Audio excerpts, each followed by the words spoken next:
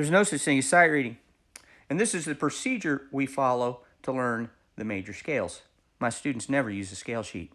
You can screenshot this if you like.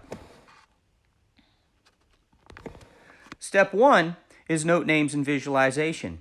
In lessons, I'll ask my student to say the note name and describe it as it appears on the staff. But if you're practicing note names and visualization on your own, you can do it all in your head. You don't need your instrument, and it doesn't have to add any extra time to your day. You can do it. You can do it anytime. You can do it while you brush your teeth.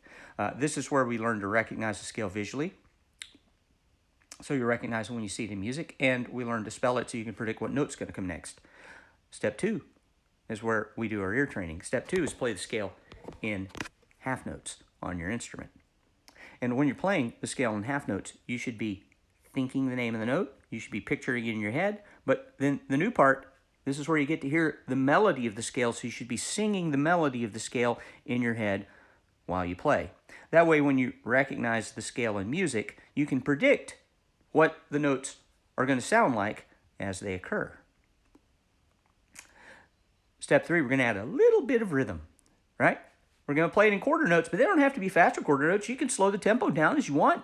You make it the same speed as step 2, but we're going to play it in quarter notes, but add a half note at the end, so we're changing the rhythmic value of one note, because remember, the goal is to learn the scale in advance and shift your focus to the rhythm where it belongs, so we're adding a tiny bit of rhythm. And then step 4, we're going to play the scale in an 8th note pattern, and I have both a classical and a jazz pattern, 1 octave and 2 octave. I typically just write these out because, as I've stated, I don't let my students use a scale sheet, and that's going to look like that. And you can screenshot that if you like.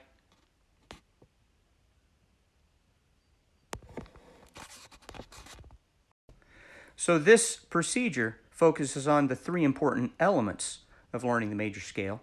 Learning what does it look like, how do you spell it, and what does it sound like. So the scale becomes a sight reading and ear training tool as opposed to just a mindless technique exercise. My name is Mark Dooley. I've been a private music teacher for 36 years, focused on practical theory and music literacy. If you want to hear more, follow me.